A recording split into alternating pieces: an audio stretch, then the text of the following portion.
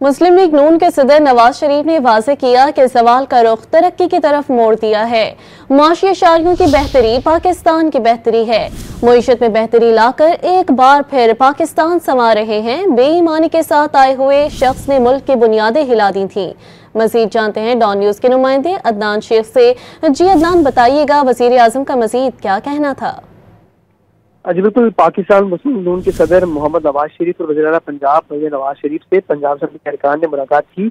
इन अरकान में ननकाना साहब, शेखुपुरा, कसूर, ओकाड़ा और पाकिस्तान वजीर से ताल्लुक रखने वाले जो अरकान पंजाब असेंबली थे, उन्होंने मुलाकात की और इस मौके पर नवाज शरीफ के जवाल का रुख तरक्की की तरफ मोड़ दिया है। माशी अशारियों की बेहतरी पाकिस्तान की बेहतरी है। अल्हम्दुलिल्लाह मईशत में बेहतरी लाकर एक बार फिर पाकिस्तान संवार रहे हैं। पॉलिसी रेट में 22 से 12% कमी से माशी सरगर्मियां बढ़ रही हैं और मईशत को फायदा हो रहा है, जबकि स्टॉक एक्सचेंज बुलंद तरीन सतह पर है। महंगाई कम हो रही है।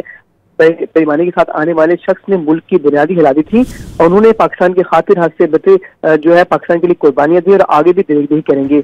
नवाज शरीफ का मजीद कहना था कि शहबाज शरीफ की मेहनत रंग ला रही है। IMF ने भी माशी बहाली और पाकिस्तान की तरक्की की तरफ से जो है बढ़ने का तरफ एतराफ किया, जबकि पंजाब की रौनकें खुशहाल जो है खुशियां बहाल हो रही हैं। अल्लाह नजर बस से बजाय पाकिस्तान को। उनका मजीद कहना था कि फख्र है कि नवाज शरीफ और शहबाज शरीफ वो उनकी क़यादत में पाकिस्तान ने तरक्की की। इस मौके पर अरकान पंजाब असेंबली का कहना था कि नवाज शरीफ पाकिस्तान की तरक्की की अलामत और जमानत है।